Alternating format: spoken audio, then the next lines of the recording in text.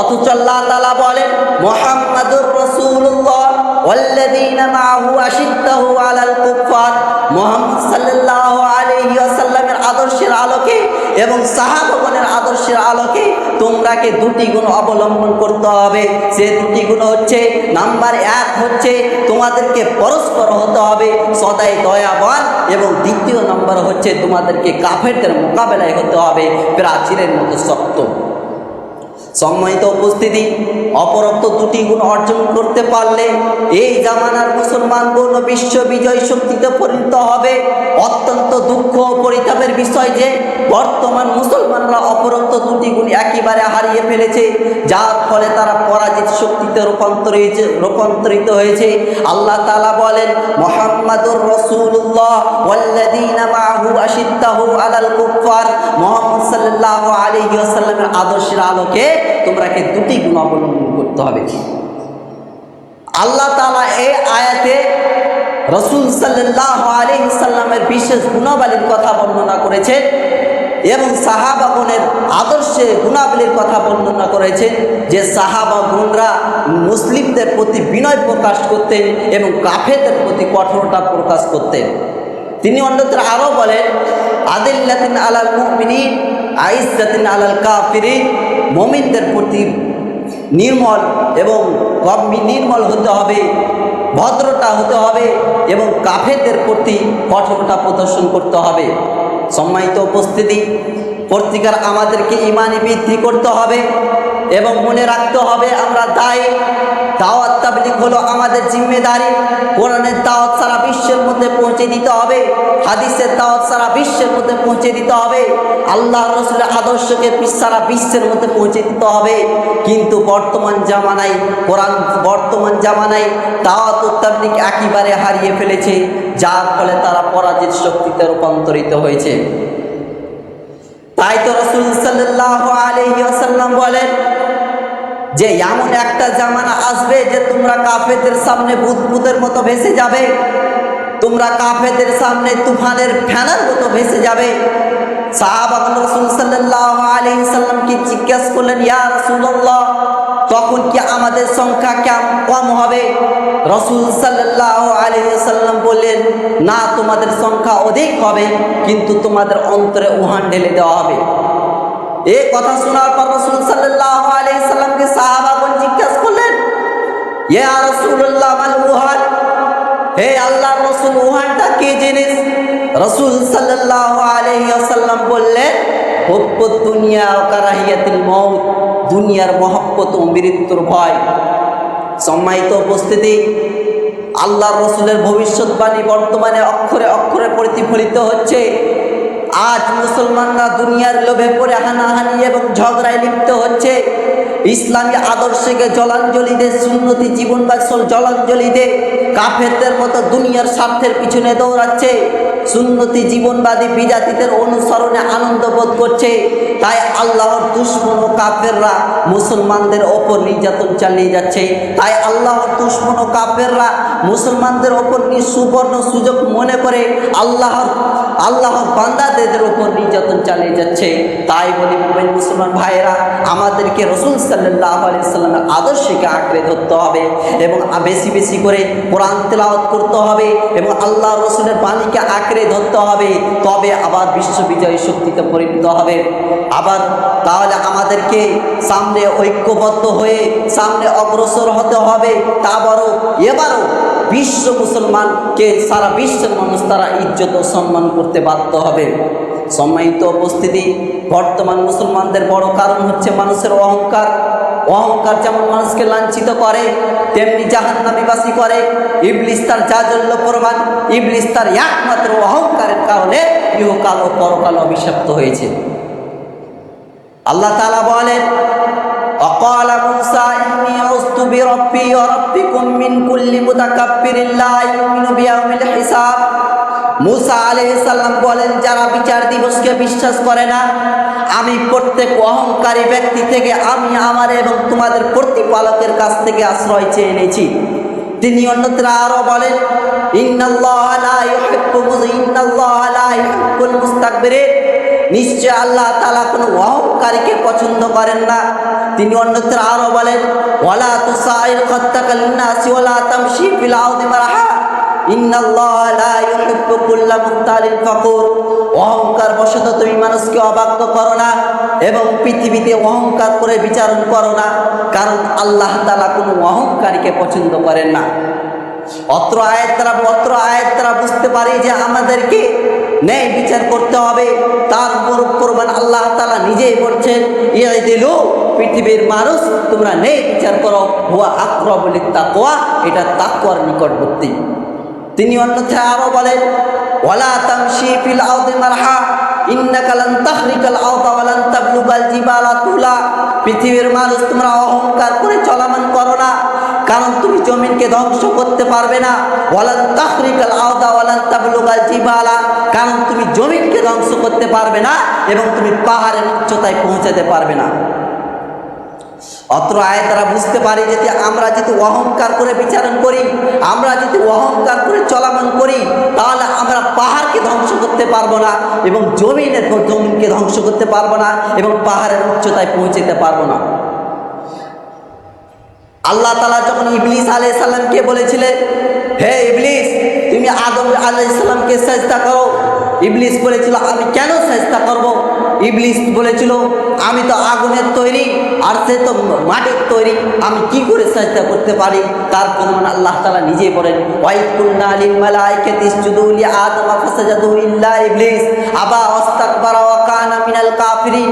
আমি সমস্ত ফেরেশতাগণকে বলেছিলাম যে তোমরা আদম আলাইহিস সালামকে সিজদা করো। ইবলিস ব্যতীত সকলেই সিজদা করেছিল, ফলে সে কাফেরদের অন্তর্ভুক্ত হয়ে গেল।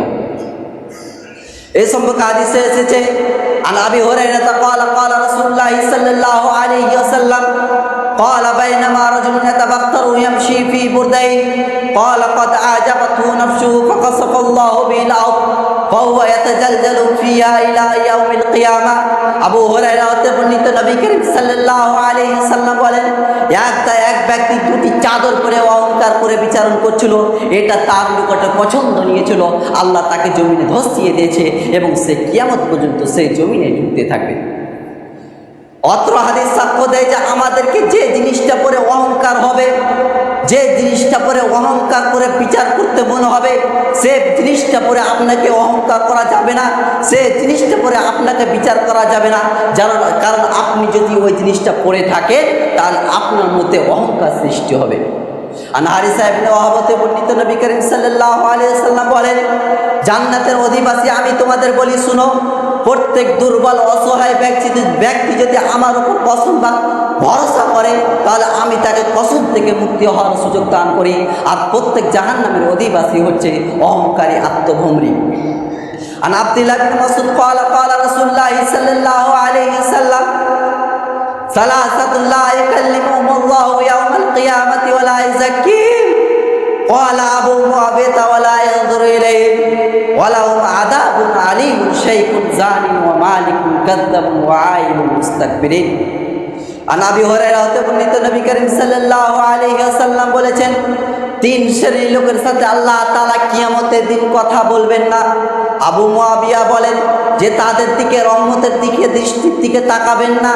তার মধ্যে এক নম্বর হচ্ছে বয়সপ্রাপ্ত জেনাকারী, দ্বিতীয় নম্বর হচ্ছে মিথ্যুক শাসক, তৃতীয় নম্বর হচ্ছে অহংকারী দরিদ্র। সম্মানিত উপস্থিতি, আন আব্দুল্লাহ বিন মাসউদ হতে বর্ণিত, নবী করিম সাল্লাল্লাহু আলাইহি ওয়াসাল্লাম বলেন, লা ইয়াদখুলুল জান্নাতা আহাদুন ফি কলবিহি মিসকালু হাববাতিন খারদালিন মিন ঈমান ওয়া লা ইয়াদখুলুল জান্নাতা আহাদুন ফি কলবিহি মিসকালু হাববাতিন খারদালিন মিন কিবরিন। আন আব্দুল্লাহ বিন মাসউদ হতে বর্ণিত, নবী করিম সাল্লাল্লাহু আলাইহি ওয়াসাল্লাম বলেন, যার অন্তরে সরিষা পরিমাণ অহংকার থাকবে সে জান্নাতে যাবে না, আর যার অন্তরে সরিষা পরিমাণ ঈমান থাকবে সে জাহান্নামে প্রবেশ করবে না। সম্মানিত উপস্থিতি, ইসলাম শুধু মানব জাতিকে শুধু জীবনযাপন করার নির্দেশ প্রদান করে ক্ষান্ত হয়নি, বরং সাথে সাথে সমাজে প্রতিটা সুন্দর পরিবেশ গঠনের নীতিমালা প্রদান করেছে, যা অন্য কোনো ধর্ম নাই। কিন্তু ইসলামে এক কথা, ইসলামে রয়েছে দৈনন্দিন জীবনের প্রত্যেক পদক্ষেপ সরল ও সুন্দর আদব, ব্যক্তি ও সভ্য সমাজ সুন্দর পরিবেশ গঠনের নীতিমালা একমাত্র ভূমিকা ইসলামে এনেছেন। যারা ইসলামকে কাছে থেকে অধ্যয়ন করেছেন তারা ভালোভাবেই জানেন যে ইসলাম বিশ্ব মানবের সামনে বেশ কিছু বিধান উপস্থাপন করেছেন, যেগুলো মানলে পালন করলে বিশ্ব মানব মানলে পালন করলে মানব হয় সুন্দর আদর্শনীয়, মানব হয় সুখের ও স্বাচ্ছন্দ্যের জীবনে নেমে আসে অনাবিল শান্তি। তাই দার্শনিকরাও এই কথাটা নকল করে বলেছেন, একজন মানুষকে বাঁচতে হলে তাকে 5টা জিনিস প্রয়োজন, তথা স্বাস্থ্য, শিক্ষা, অন্ন, বস্ত্র, বাসস্থান।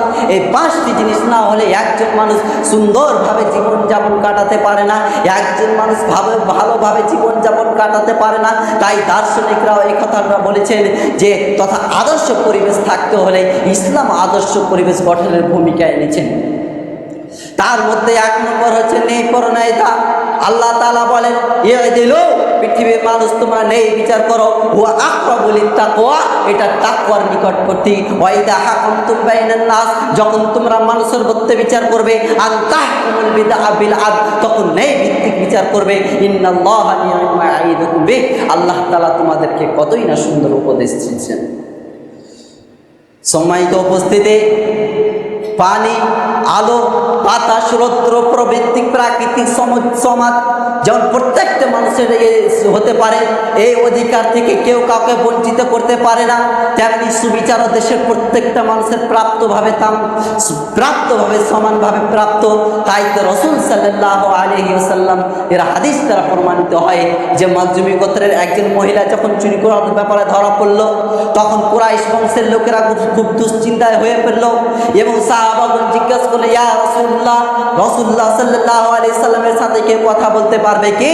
সেই সময় রাসূল সাল্লাল্লাহু আলাইহি সাল্লামের প্রিয় পাত্র উসামা বিন যায়েদ ছাড়া আর কেউ ছিল না। উসামা বিন যায়েদ রাসূল সাল্লাল্লাহু আলাইহি সাল্লামের কাছে জরুরি ভিত্তিতে সুপারিশ পেশ করলো। ফাকালা, এরপর নবীজি বললেন, আতাশফাউ ফি হাদ্দিন মিন হুদুদিল্লাহ, উসামা, আল্লাহর বিধানের ব্যাপারে তুমি সুপারিশ করছো। ফাকাবা, এরপর নবীজি দাঁড়ালেন, ফাক্তাতাবা, উপস্থিত লোকদের সামনে খুতবা পাঠ করলেন। ফাকালা, এরপর নবীজি বললেন, ইন্নামা আহলাকাল্লাযীনা ক্বাবলাকুম আন্নাহুম সারাকু ইযা সারাকু ফীহিমুশ শরীফ, অতীত যুগের জাতিরা এই জন্য তো ধ্বংস হয়েছে, যখন কোনো আমির ব্যক্তি, যখন কোনো সম্মানী ব্যক্তি চুরি করত, তারা তখন তাকে ছেড়ে দিত। ওয়াইদা সারাকা ফীহিমুজ যায়েদ, আর যখন কোনো কমজোরি ব্যক্তি চুরি করত, যখন কোনো দুর্বল ব্যক্তি চুরি করত, যখন কোনো গরিব ব্যক্তি চুরি করত, বা আকামু আলাইহিল হাদ, তখন তার উপরে বিধান কার্যকর করত, তার উপর বিধান, শরীয়তের বিধান কার্যকর করত। ওয়াইমুল্লাহ, আল্লাহর কসম, লাউ আন্না ফাতিমাতা ইবনে মুহাম্মদ, যদি আল্লাহর রাসূলের কন্যা ফাতেমা যদি চুরি করে, তাহলে আল্লাহ তাআলার হুকুমে তার হাত কেটে দিত। অত্র হাদিস সাক্ষ্য দিয়েছে ন্যায় পরণেতে একটা বিশেষ আদর্শ, বিশেষ ভূমিকা পালন করেন। আল্লাহ রাসূল সাল্লাল্লাহু আলাইহি ওয়াসাল্লাম বলেন, মান যাররাল্লাহু বিহি, যে ব্যক্তি অন্যের ক্ষতি করবে আল্লাহ তাআলা তার ক্ষতি করবে। ওমান শাক্কাল্লাহু বিহি, যে ব্যক্তি অন্যকে কষ্ট দিবে আল্লাহ তাআলা তাকে কষ্ট দিবে। আল্লাহ রাসূল সাল্লাল্লাহু আলাইহি ওয়াসাল্লাম আরো বলেন, মান সালিমাল মুসলিমুনা বিল লিসানিহি ওয়া ইয়াদিহি, প্রকৃত মুসলিম সে যার হাত ও জিহ্বা দ্বারা অপর মুসলিম নিরাপদ থাকে। তাই বলি মুমিন মুসলমান ভাইয়েরা, আমাদেরকে অপর মুসলিমকে ভালোভাবে দেখতে হবে। পরিশেষে আল্লাহর কাছে দোয়া করি, আল্লাহ যেন আমাদেরকে রাসূল সাল্লাল্লাহু আলাইহি ওয়াসাল্লামের আদর্শকে আঁকড়ে ধরে রাখতে পারি।